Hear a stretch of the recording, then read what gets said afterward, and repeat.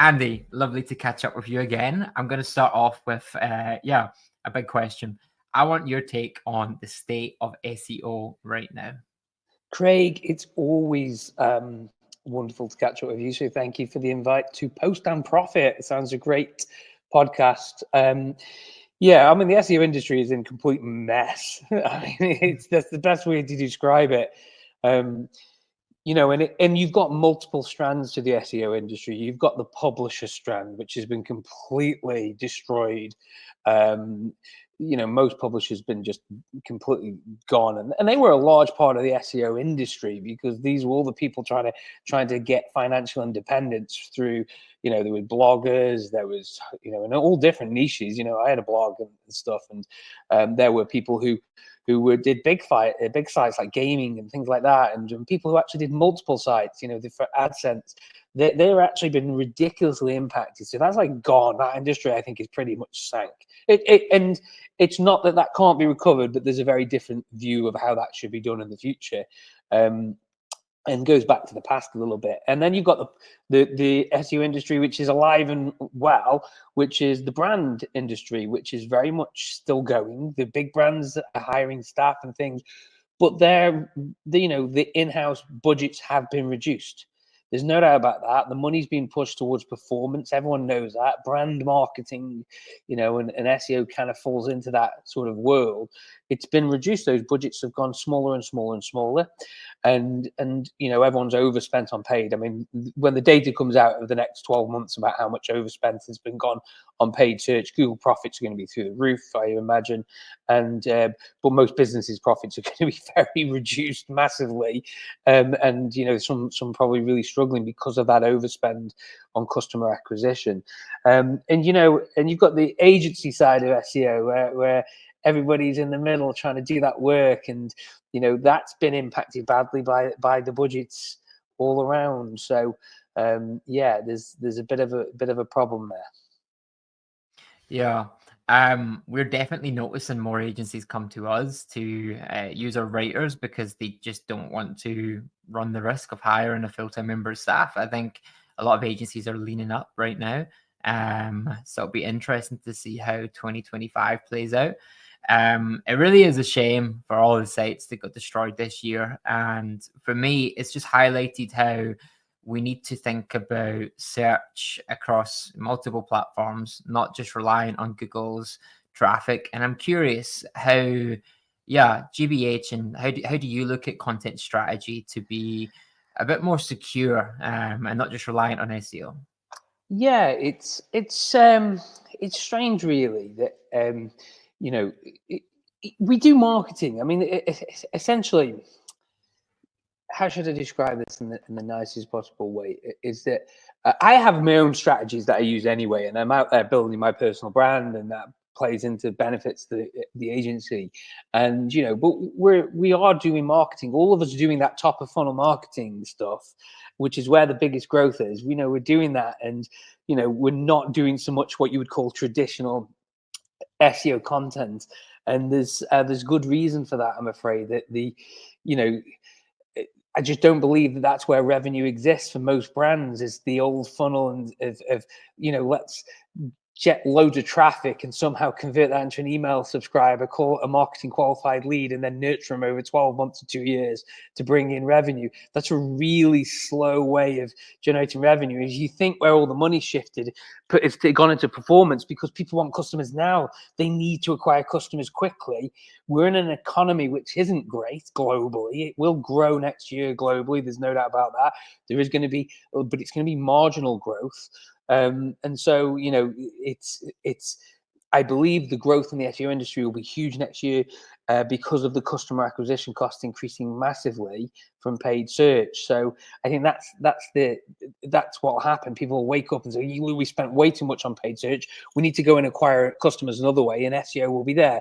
But the idea of then throwing your budget into a content system that takes a year to 2 years to generate revenue, you know, that's because the people you put on the email list, they're not in the market to buy what you sell. So then you've got to constantly talk to them, which is fine, which is that's okay, but that's just not going to deliver revenue. And there are other ways to do that, which are faster and more effective, like social media. So you have to break down exactly in almost intricate detail, why are we creating content for search and what do we expect it to do? Okay, interesting. Very interesting. You've said before, I really like this comment that you made. You said that brands should aim to be searched for, not just found through search. How does this shift the way that SEOs should approach content creation? Yeah. Okay. Um, so this is the problem you have in this industry, and it is massive. It's a massive problem in the SEO industry. So everyone looked at brands like HubSpot, and SEOs talked about how they were gaining leads and how sales were converted and things like that. And they have this really bad, weird view, and largely that's caused by attribution. So attribution modeling has dictated what people are doing, and you know, a lot of people don't even have access or very good attribution, and most attribution systems are really flawed. So people are making decisions. Oh, look at HubSpot; they're creating all this content. One of them bosses said it was creating all this inbound traction. Let's all do the same, and that's what everyone went and did. And everyone does all these things, and they think they lead to growth, and we copy the leaders. And then you have growth hackers come along and say, let's just create loads of content. That's because largely traffic is a really easy metric to quantify, because you can say it's visibility. You know, I increased brand visibility by XYZ because I got so much traffic. People are seeing our logo all the time and things. But that's not really the way that marketing works, because, you know, just because I read your ultimate guide on something 2 years ago does not mean I'm going to remember your heart. We know that memory is how marketing works. We're impacting human minds. So brand building is SEO for the mind. So, you know, if we're doing SEO for brand building, then we have to really look at what actually affects the most results for us. And writing an article that someone sees once is really, or twice in a year, or so it goes to your brand a couple of times. It's just not the right way to do it. So you can have, say, let's say you get in 1 million visitors a month. If those 1 million visitors a month only ever come to your site once because of one thing you wrote that actually attracted them, and every month you get 1 million visitors, but those 1 million visitors are different people every single month who just happen to have that search content need, that's not going to lead to results for your business. You're just going through different people. And to give you a big sort of case in point, if you had how should I describe it? If content worked the way people think it works, all the blogs that were destroyed, which were high traffic, would have become brands as a result of the content they created naturally. So if a blog had created, you know, all these blogs had thousands of visitors, my friend who's got a travel blog, 40,000 visitors and stuff, they're not searched for. People read the content, they leave, they never come back. And that's just the rate, because we're not exactly walking around saying, oh, thank you so much for that great article. We're really selfish people and individuals. We don't walk around thinking about brands 24/7. They're in our everyday lives. You know, I ask people sometimes to generate, say, name me 10 toothpaste brands. And we've all been using toothpaste every day of our lives, you know, since we had teeth. And most people can't do that. Even though we walk past toothpaste aisles in the supermarkets millions of times, even though we've seen all the ads, everything else, you can do about 2 or 3 and you struggle. And I'll say to people, okay, well, name me the last name me the last 5 TikToks you watched today. Well, most people can't even think about that. Well, name me the TikToker then. Okay, well, some people can have a better go at that because that TikTok is in their lives every day and they're seeing content. But people really struggle. Our memories just aren't built to retain brand information constantly. We think about our own brands all the time, but people don't.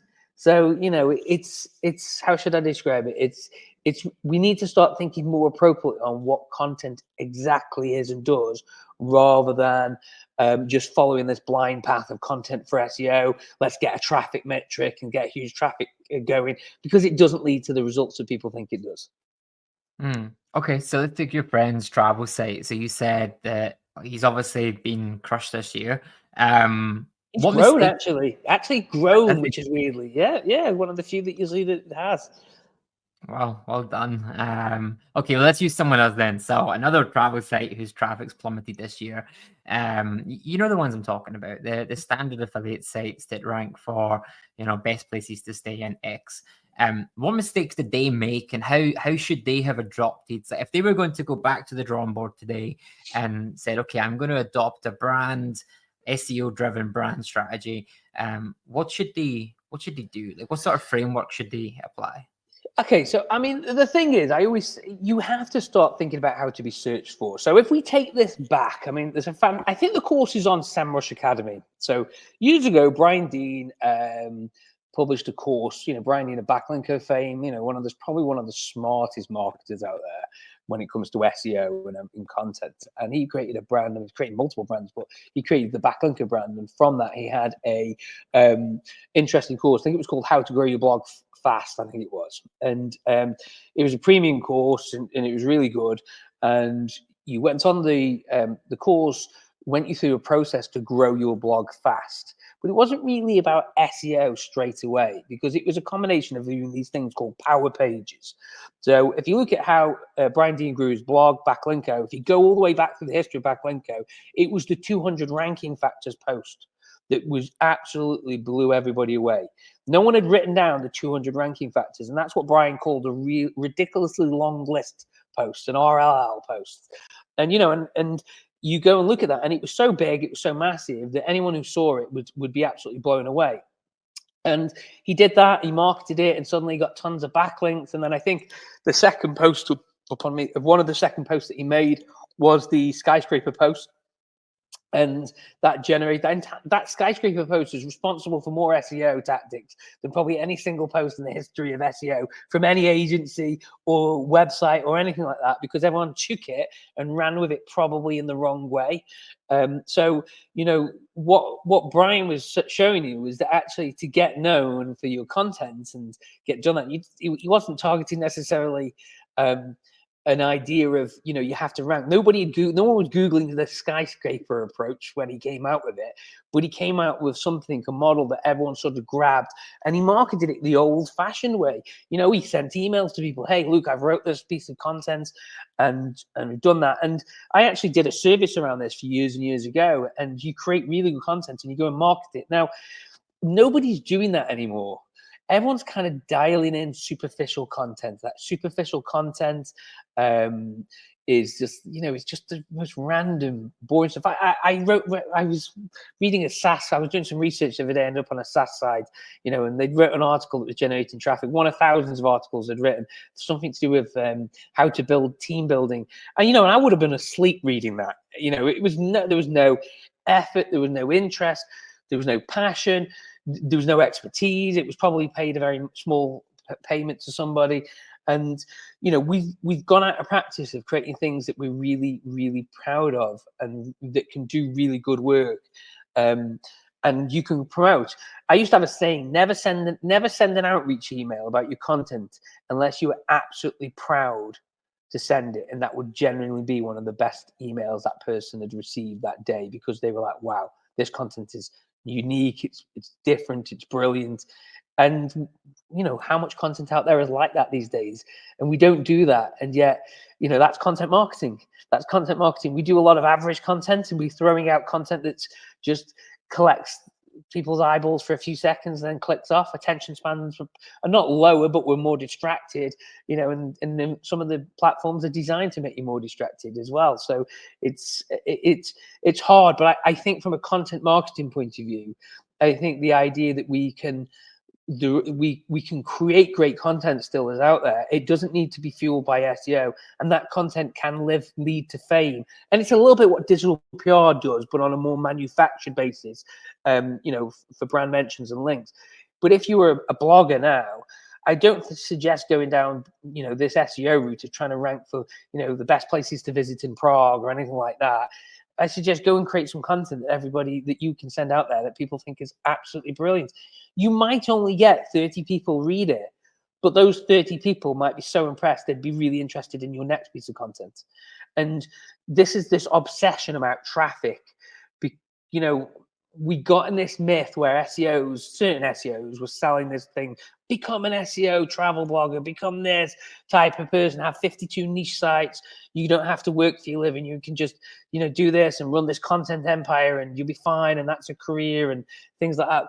Nobody was building brands. What they were doing was just churning out content that was ranking in exchange for eyeballs and AdSense revenue or click-through and affiliate revenue. No one was thinking about brands. When you think about it the other way, how am I going to create content that gets me recognized in the marketplace, that gets me visitors, gets people doing it? Now, you won't. The chances are you won't make money from this. The chances of anyone going into this as a blogger to try and build some kind of personal brand, to try and win money, to try and earn some fame, to try and get a career and try and reduce it, the chances are you won't win money. You might make enough money to support your family in some ways. And trust me, I remember the day when I had a £700 affiliate check come through the post from ClickBank, I think it was, years ago. My car had just broken down. I had a young son. He was a baby at the time. My car had completely been broken down. I just saw it get carried off to be written off. I had no car, and then unless I could fix it, really, I had to get this fixed, and it would have been written off if I hadn't got the fix, because I hadn't got the money for it, and the £700 fixed it, and that was what I needed to fix it. And it was like the day it arrived, I was like, oh my word. So there are reasons to do it, financial reasons, but the chances of you having this big empire are really slim. And I don't think people should do it for that. I think people should do things if they're passionate about it. But if you really want to take this seriously, you have to be strategic about how am I going to grow a brand through content? What content is that going to be? And that's far harder than opening up SEMrush or Ahrefs and trying to find a keyword to target, because really most of the keyword content is just clicked, read, ignored, absorbed for a second, forgotten the next day. If you want to use content marketing properly, you've got to go beyond that. No, I love that. But how do you find that idea? So how do you, if you're going to invest a lot of money into one page, a lot of time, if you're working in an agency, getting that signed off will be more challenging, because it goes against what everyone's taught, right? So how do you, I guess, find the idea, and then, I guess, how do you pitch it? How do you pitch that to your superiors too? Okay, so there's a lot in there. So I'll probably split it up. Okay, so first thing, content for SEO isn't dead. I mean, that's what I want to say. The idea is of producing hundreds of articles. I saw yesterday, to anybody that knows marketing, who understands marketing, especially attribution, when people are putting slide decks out there, look how our content agency made millions of pounds for a client with this content, it just isn't true. It just isn't true. And if you take any brand seriously that understands attribution, they know it's not true as well, because they'll look at their bank balance and say, well, we aren't profitable, and most startups aren't profitable. And no, we did loads of other stuff as well. That content did not add up to that. And also maybe they wouldn't know. And this is the other thing, they very rare in 10 years of doing this, do clients give the SEO and content teams access to their revenue figures?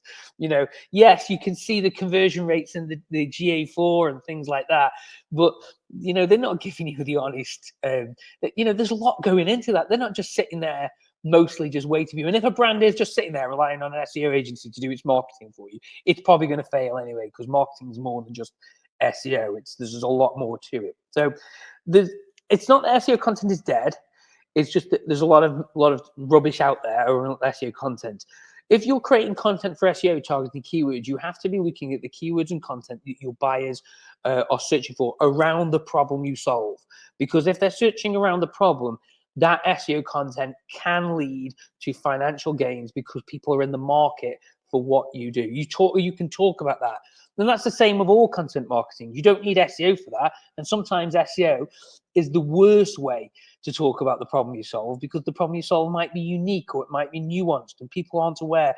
People don't always know what to search for because they haven't got a defined problem. They're not sure what that problem is, and they have a problem, but they don't know what the solution is, and they're not solution aware and things like that. You can get that out there depending on your marketplace and depending on what you do and everything else like that. And SEO can help with that. And also SEO doesn't need to be the thing that helps with that, because there are lots of different marketing ways.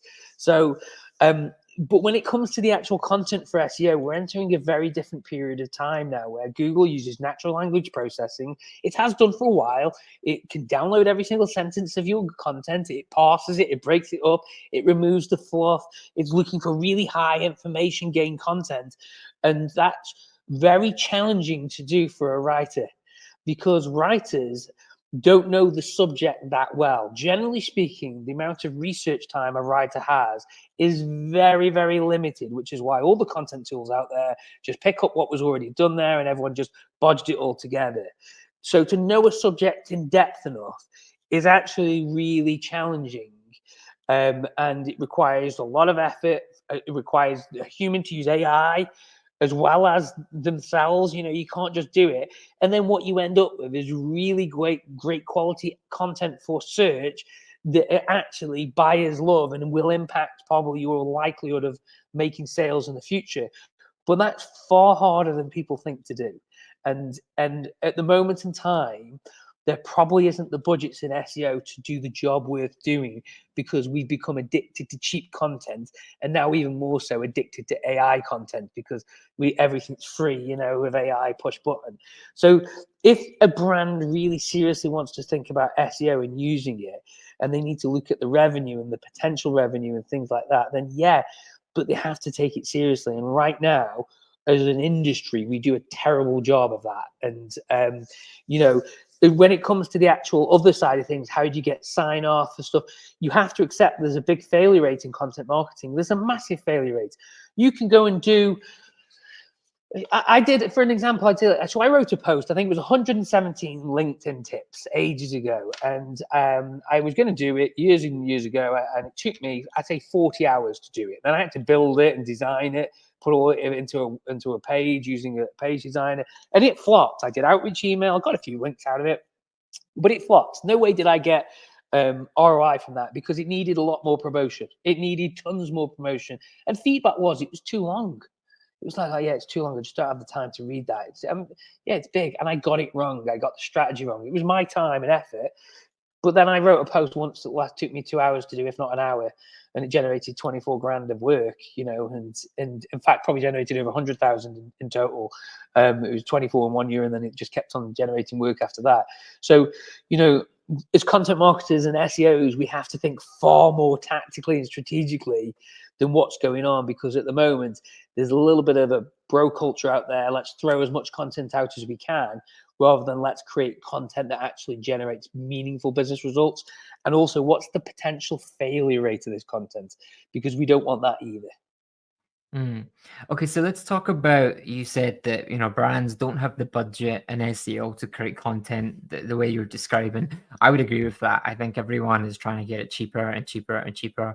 And more often than not, that trips them up. They pay cheap and then they have to pay twice. But I get it, because it's tough right now, right? So I understand why they're trying to do that. Do you think brands need to open their eyes more towards ways of getting more mileage from their content? So yes, they'll invest all this money into this one pillar piece, but only if there's, you know, a strategy to syndicate that to LinkedIn, to chop it up into tweets, to potentially use it as a YouTube script, and, you know, create the full organic flywheel from this one pillar piece. Do you think we'll see more of that? Because it's still, you know, people aren't talking about that as much as I would have thought they would have. I think 2025 will be bigger, but I'm curious on what your take is. And I mean, so there's I'm trying to, MailChimp. I'm pretty sure it was MailChimp. This is a classic example. So MailChimp, I'm going to assume it was MailChimp, but I think it was MailChimp. My memory says recently worked with a load of top marketers to create basically a guide to growing small brands. And it was a PDF document. Mark Ritson was in there, Les Burnett was in there, and especially Les Burnett had produced one of the best pieces of content on growing a small brand that I've ever read, and it was in this free guide. And they all promoted it to their audience, and it was really good. I downloaded it, loved it. It was packed full of really brilliant marketing advice from really great people. But I just struggled to remember which brand it was by, and it was really good. And because I actually didn't read it all, I read about 50% of it, because I started not enjoying the last couple of bits of it. But I read the bit that was interesting me from Mark Ritson and Les Burnett, and I read a bit more, and I scanned, and I will probably come back to it at a certain point in time. But the thing is, you know, that was promoted quite heavily. It's one piece of content. I read it, and I read it barely, or 50% maybe of it. I thought it was really good up to a certain point, and I can just about remember the brand that did it. But am I going to go and buy MailChimp because of that piece of content? No, I'm not. So that's the reality. Is I loved it, and I think it was really useful. And it does talk about MailChimp a bit at the end and things like that. So maybe it would impact it, but I didn't get that far because I read what I needed to read and enjoyed it and didn't fancy the rest of it. And it was so big. So there are challenges for content marketers to actually say, okay, well, this is great advertising. It was great advertising, though. This is the one thing I will say. So MailChimp gave themselves a reason to talk about marketing and to be in people's feeds, and for leading marketers to say, yeah, we were involved with MailChimp. We created this guide. MailChimp logo got exposed to me. I do remember it was MailChimp. I'm pretty sure it was MailChimp. It would be hilarious if it wasn't. But, and I got some other brand, and that happens quite a lot, by the way. People get people mixed up in content. So, content marketing is a thing, whether we call it marketing communications or content marketing, it is a thing, it is powerful.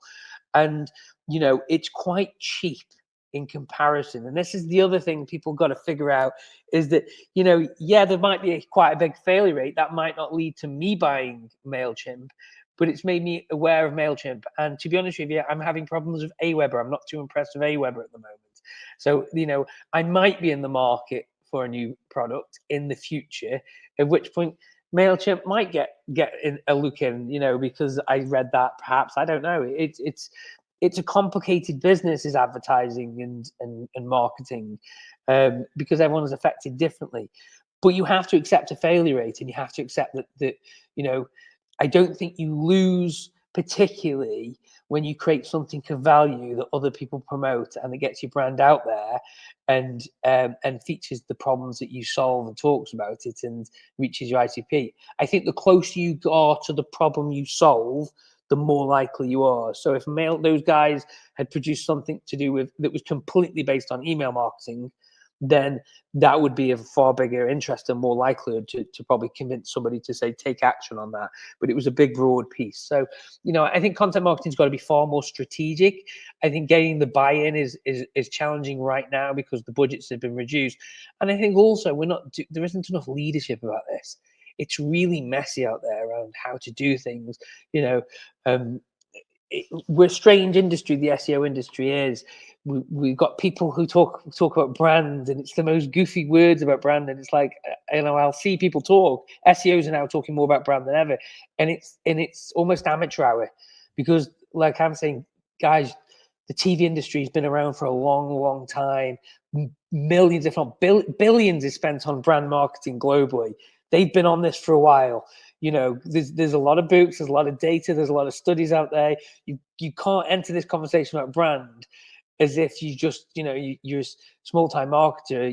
You've got to go and look into brand and study brand marketing, study advertising, study how marketing works to have those better conversations. But when it comes to the content side, I do think, you have to be prepared for some failure rate. You have to experiment, but that's really tough in the current marketplace because the budgets are so small. Okay, very interesting. You've said it on your LinkedIn a few times before. There's a clear difference between content that's designed to rank and content that's been designed to be read.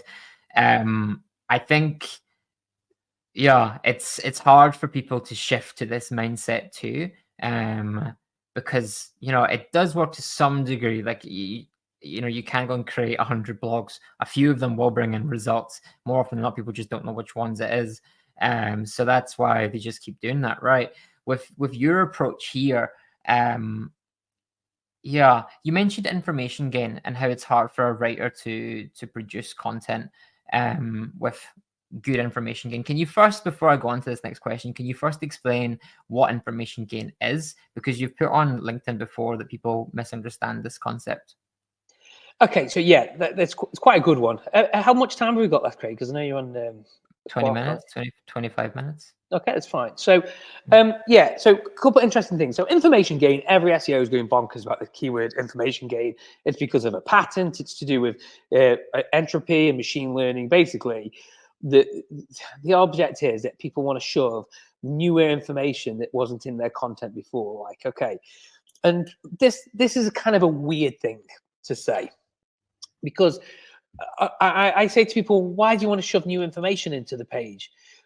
Because the argument is, so if it's different than what's already there, then there's more likelihood that Google will show you and rank you higher because you've got some difference in your content.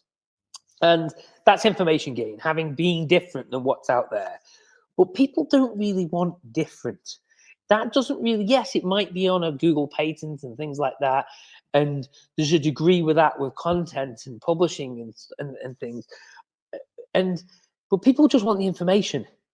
And, it's like, what are you going to do that's different? How are you going to do things? There's only so much difference that you can do in a piece of content. Well, let's add some different quotes and facts and things like that. Okay, let's look at it from a whole different angle. I keep seeing these little arguments. And my first argument is, well, how much business does this bring you in? How much revenue is this content that you're going to spend all this time making different drive for your business, and how are you recording that? And most people really struggle to even answer that basic question before they even think about like information gain and how we're going to do this differently. How much difference does a window cleaner's website has to be from another window cleaner's website, and so on and so on. The reality is, most people are looking for information, and that information is clearly defined and known out there. So information or information gain is different. How different is this web page to the others for that keyword, and what new information does it bring? Information gain rate comes from information theory, foraging theory, and it's different. It's a theory of information. Like everything's a theory. It's a theory of information about how humans consume internet information on the web. And what we do is, we're a bit like animals. We look for scents, we look for patches of information, and we consume as much information as we can. And before we invest in resources, and before we actually read that page, we scan it and we look to see if it's hard work to read. Is it gonna make my head hurt? Am I gonna burn calories? And the brain is really good at this. It's far better. It's the most advanced computer in the world. We can't replicate the human brain, no matter how much we're trying. And an artificial intelligence is a replication of the human brain. We all know that. So what we've got to realize is, humans are the most advanced thing out there. So we have to program for humans, and we have to create content for humans. And information gain is all about a calorie exchange, because most of our calories, 20% of our calories are burnt through the brain alone, just through thinking or something crazy like that. And when you arrive on a page, it's that TLDR, too long didn't read, or even too hard to read, walls of text, everything else like that. And also, you can have 5 sentences that say nothing, which are full of fluff. And you can reduce that fluff and add more information in a few lines. Just because it's got 5 lines doesn't mean it's got more information than 2 lines that you can condense it down to. So information gain is a calorie thing. It's an effort thing, a value thing. It's how much value can you extract in the least time. And there's an element of what they call satisficing, where we don't necessarily want the best content. We just want the least words. We just want the content that gives us information.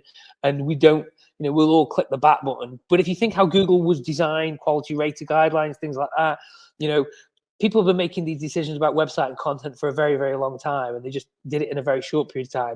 And then Google then tried to emulate what that content did, or what that web page did, using its systems and try and figure it out. So humans have always been leading the pack in this. So information gain rate is about making your pages not different, but making it really useful and helpful from an information point of view. And like I said before, the problem with most of the internet, it was written by people on low-paid writers who had very little time to go and research a subject, who weren't able to provide information. And that's why I keep saying to people, content optimization is the biggest gap right now in SEO. On page, services page, things like that, I think it's very challenging for publishers. But to create content that the information can be absorbed and gained quickly. And I always say, go look at TripAdvisor. TripAdvisor page is the perfect recipe for how you can create something that gains a high. It answers every question about every hotel on there pretty much straight away. In split seconds, you can know everything about that hotel in split seconds. You don't have to read a 3,000 word article to know about that hotel. It answers it in seconds in different formats and icons and things like that. So information gain is a value thing, exchange, speed, and speed is the biggest thing. How quickly can we transmit the information to the human, and so they can spend less effort gaining it. So for businesses that want to optimize those pages for information gain, where should they start? How should they approach it? That's a very good question. It's very hard. So you have to start looking at natural language processing, syntactic parsing, cosine similarity. These are the kind of things that people need to start looking at. And before, I wasn't really talking about this because, I not keeping self as a competitive advantage. But this is a huge rabbit warren that you go down if you start going down this route. And this has been around for a long time. If I say to people, explain to me how mention information works. Okay, so what about information fingerprinting? Explain to me how syntactic parsing works. The vast majority in the SEO and content world will say, I don't know what you're talking about. People are talking about cosine similarity more and embeddings more, but I say some people are. It's a tiny amount of the SEO market. People are still just talking about, let's do comparison posts and things like that. And, I'll say to people, if you can't rank for your money keywords, and if you're not ranking for your money keywords, why are you blogging? And then we end up with this topical authority thing where people are selling topical authority as a solution, which isn't the case whatsoever. It's bonkers. That approach is the idea that you can write 100 articles and that will help your product and services pages rank higher is just fantasy. What helps your products and services pages rank higher is being a good brand, being a brand that gets searched for, having links, having brand mentions, and having really good services pages linked to your keywords. I do not need to go and spend money on 100 articles to increase topical authority. And there's a lot of rubbish out there that's not data driven, not proof or anything. And in fact, I spoke to a client of somebody who did topical authority. He says, my services pages rank lower. And I got terrible leads as a result of it. So, I think as marketers, we need to sort of get more professional and start thinking about search engines, how search engines actually work. And I don't mean how Google indexes and crawls content, how search engines work themselves. And people will go a long way if they start that process. Very interesting. Okay, so I'm going to recap what I've taken from this. So pick a very good idea that's relevant to your customers' core problems. Invest in that idea. Make it good. It doesn't need to be long. It doesn't need to have everything in it for topical authority. It just has to have the right content for them to get the solution that they need. It should be memorable, and which will help you build brand fame, I guess. You speak about information gain rate, so that's how easy it is to consume, so they don't burn extra calories. And yeah, I guess that comes from content design and just keeping the content concise, right? Have I missed anything? That's pretty much it. I think as well, we need to, you've got a problem with content marketing right now. Whose responsibility is it? Okay, so whose responsibility the SEO content? Whose responsibility is it the digital PR side of things? And there is a problem, there is a gap in this marketplace where there's a role that doesn't bring them all together. And we've got growth marketers and all this kind of stuff, and also marketing attribution, about revenue generation. There's a lot. I guarantee millions is wasted on content every year, which could have been used to create content that did bring results. And it's like you said. So for example, if you want to go out and create content, so we talked about how I'd bring somebody on board, by the way, to bring a content piece. And like if it was in your business and what you were doing in selling, is that, hey, Luke, I've got this fantastic idea for this piece of content. What we're going to do is create this piece of content. It's going to be long form. It's going to be interesting. We're going to then promote it for you via email. So all we need is an email address. We're going to promote it to influencers. We know it's going to be interesting because it's about something that a problem that they talk about a lot. It's the problem we solve. So your sales team are going to be able to use it when they're on calls. It's going to be something they can link to. It's going to be a PDF you can download. You're going to be able to take it, your social media team is, and take the stats from it and create content posts on your social media for it. You're actually probably even going to be able to get podcast bookings just by talking about it, because this is a really good piece of content around the problem that we solve, and other people talk about this problem as well, and it matters to them. And that's a great example of what that content is. I don't know, you have to look at it, but it could be a data piece of content that you just analyze some new data. It could be an opinion piece. It could be a really useful guide to doing something that no one's ever written before, or very few people, and you're tackling a subject that's very unique. You'll probably get some backlinks from that, so it has monetary value anyway to it. You'll certainly help the sales team to sell what they're selling for you. You'll certainly help the social media team. So all of a sudden, there's probably a monetary value attached to that piece of content. And yeah, you can't say it's going to generate you sales, but you estimate it's going to generate you awareness. And when you start figuring out, okay, well, what is the cost of awareness with other channels? That's something we don't even talk about at SEO, okay? What's the cost of running your social media to people, and how many people did that reach? We can reach XYZ number of people in the market to buy with this content. It's going to be promoted. You can work with social media teams. There's a huge problem. There's a huge disconnect. There's a disconnect with content marketing. There's a disconnect with SEO. There's a disconnect with publicity. There's a disconnect with social media. There's disconnects across the spectrum of content marketing and information marketing. And, I think that's why I think there's so much growth out there potentially. It's just, there's nobody out there probably pulling it together in the right way. There's a big disconnect between teams, right? Yeah, why don't we talk about production? So let's talk about actually who rates this content. So if there's a disconnect between all the teams, they all want different things. The average writer gets paid a very low cost per word. I personally hate the cost per word model. I know you do too. I've tried to move away from it, but the market does not want to do that. Every time I've tried to pitch a different model or way of selling content, people have just been like, even huge brands, we've worked with some massive brands, public companies and stuff, and they still want to go to a cost per word model, which isn't great for high editorial work. So yeah, I'm curious, what do you think needs to change, or how should brands approach production of this content? I mean, you've just hit the nail on the head, really. The market doesn't want to move, okay? So I sat in a meeting yesterday where an SEO said to me, he'd ranked a site with brand mentions alone. And I said, yeah, totally agree with you. We see it all the time. It's no links, but brand mentions. It happens, and stuff. Yeah, everyone wants links. Everyone's obsessed with links, the cost per link, everything.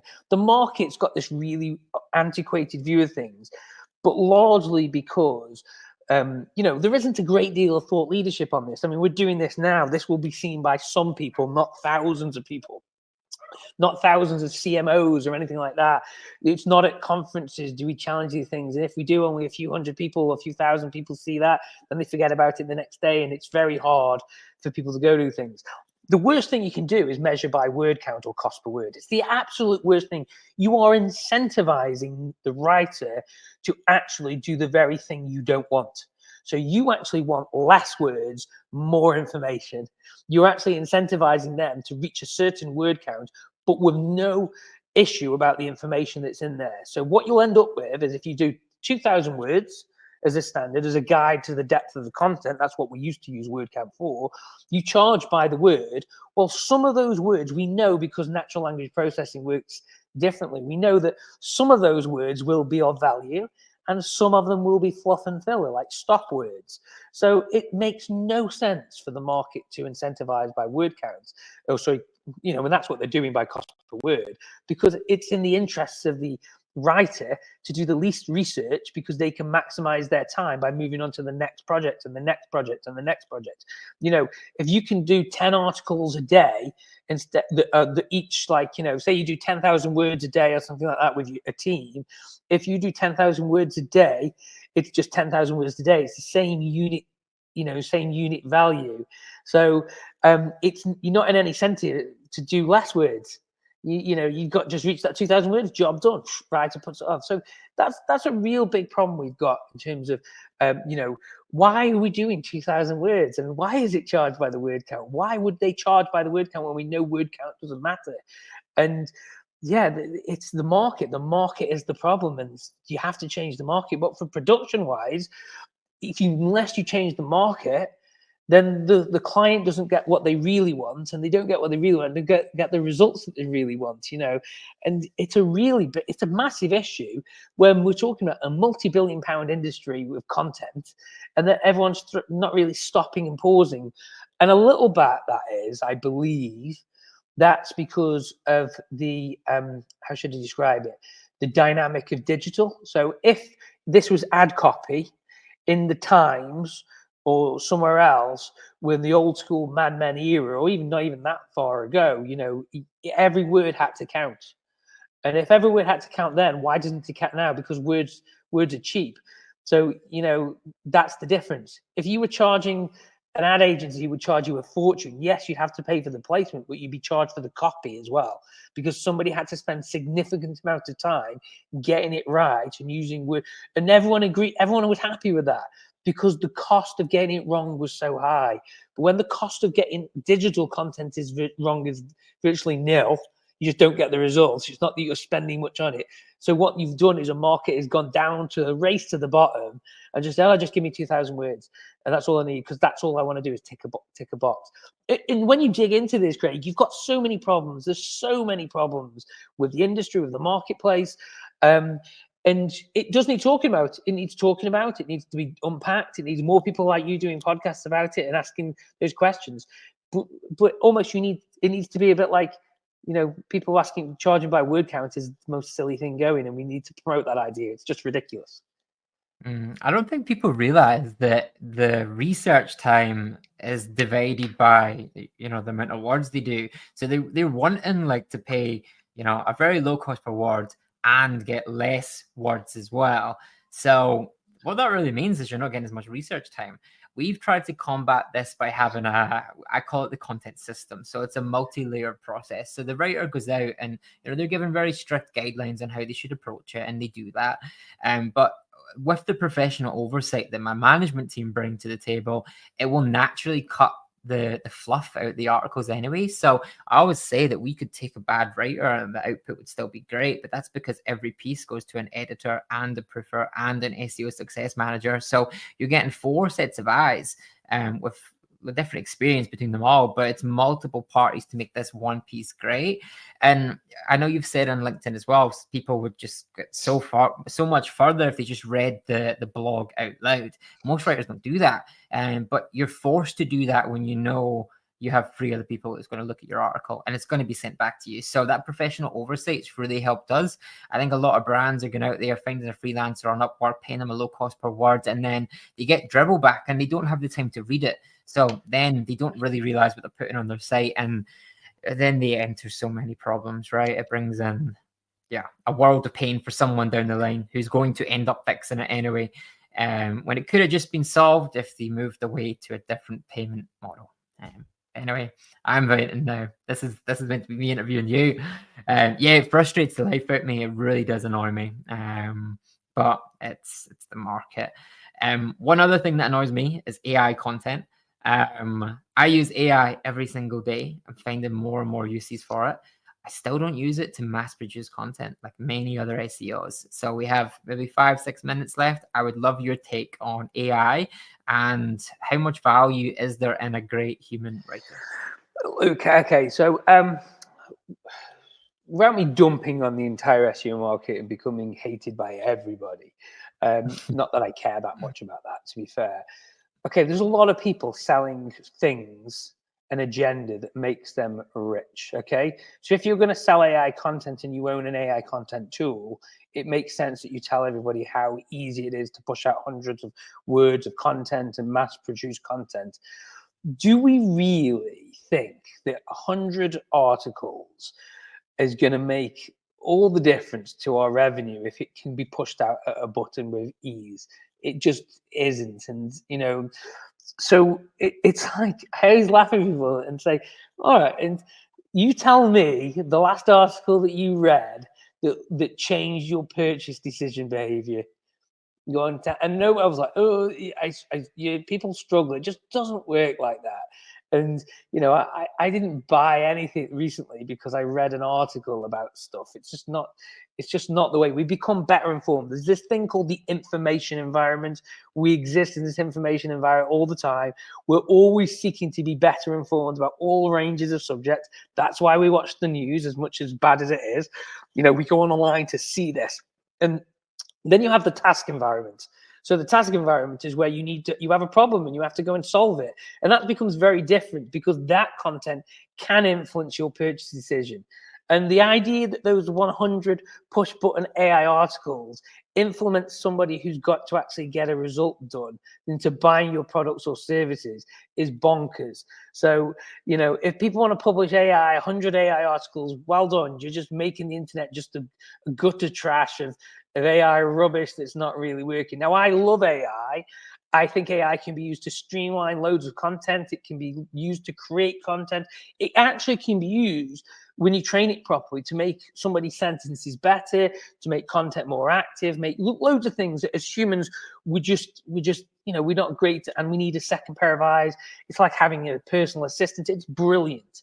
But this idea of anyone who says you can mass produce anything, it's whether or not that it's probably the most worthless activity doing.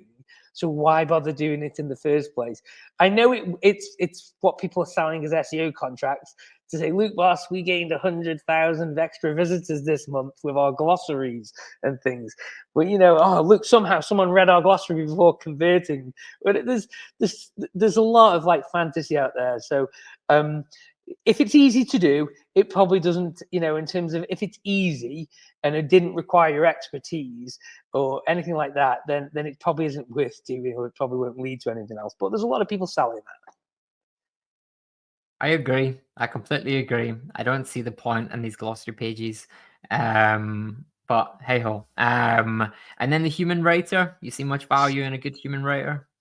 So I've been back and forth over this because the problem you have is it goes back to this word count thing, right? Okay, so if someone just cares about the word counts, that's all they're interested in, paying by the word. It makes no sense for them to have a human writer. The fact that they are choosing a human writer over AI content when they're not giving the human writer ample time to research and do research is where it all goes wrong. So we've got a really confused market at the moment that doesn't really know what it's doing. And you've got a lot of influencers out there who are championing different things and different tools and everything else, all for their own agendas. And and I think honesty is very limited in the internet world, and especially the SEO world. You need humans. Humans create good content. I read content all the time that interests me and educates me, and content does matter. It does. We all consume it. We need it to make better decisions. When we have poor content and poor information, we make poorer decisions. That's why misinformation is such a dangerous thing that's been weaponized by cultures across the world. Look at different nations where misinformation has changed the way a country sees other countries. So content is hugely important, and what we produce matters, and we need humans to be leading that because we have the ability to do the content. And that's largely, Craig, I think the sum of this entire podcast is, content strategy is the most important thing out there. Your content strategist. And I think maybe we talked about that role. What is it? Well, content strategist is probably the job title that we need to see more of. And maybe when we get those roles to be bigger, content strategists are out there more, we will see a demand for better quality content that leads to better business results. So the challenge I say to anybody is saying, if I was a business owner and I hired a content strategist, and I'd say, go create content that makes me money. That's the goal. That's the question. And everything stops from there. And then, but before you can create it, I want to see a plan as to how that's going to lead to creating me money, how that's going to lead to my money. And I want to see a very tangible plan. That's a really challenging thing at the moment. And if you were to look at everything we're putting out there as content, I would argue the vast majority doesn't do that. This was awesome. Thank you, Andy. Yeah, no, this was there was a lot to unpack here. I'm excited to listen back to it.